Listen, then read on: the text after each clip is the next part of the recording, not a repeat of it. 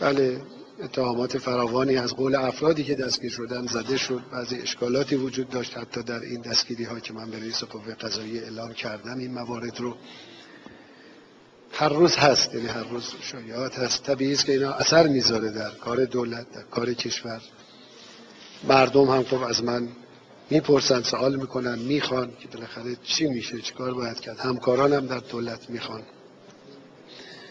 خب از نظر ما مجموعه این حرکت یک کار سیاسی است. روشنه برای ما کاملا که حرکت سیاسی است برای فشار به دولت.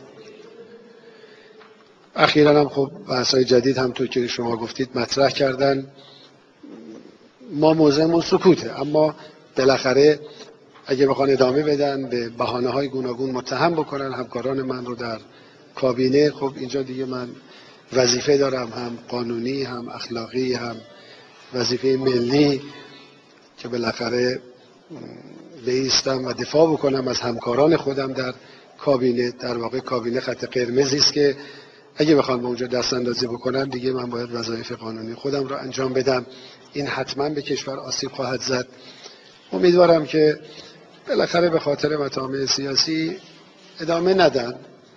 فضای کشور باید فضای بانشاد باشه، فضای کار باشه، فضای همدلی و دلسوزی باشه. ما تا الان سکوت کردیم، از این به بعدم بنامون بر سکوت هست.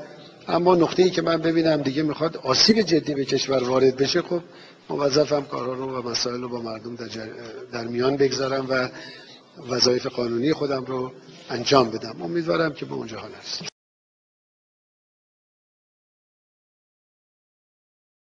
رئیس جمهور در ارزیابی خود از روند ادغام وزارتخانه‌ها تفاهم مجلس و دولت را در این باره خوب ارزیابی کرد. تفاهم خیلی خوبی بود بین مجلس و دولت، هم در بحث وزارت راه و مسکن، هم در بحث 5 وزارتخانه‌ای که امروز ادغام شدن و 2 تا وزارتخانه در واقع تأسیس شد. همکاری خیلی خوبی است. فکر میکنم گام‌های دیگه‌ای هم داریم که باز باید با همکاری هم برداریم. من امیدوارم همیشه همین فضا باشه تا بتونیم عرصه خدمتگزاری به مردم رو توسعه بدیم و کشور عزیز ما بتونه هر روز پیشرفت‌های جدیدی به دست بیاره. تفاهم خوب دولت و مجلس برای کوچکسازی دولت.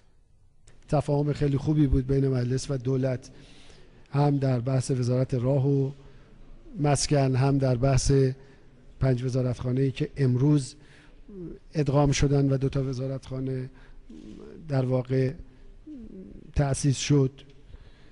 همکاری خیلی خوبی است.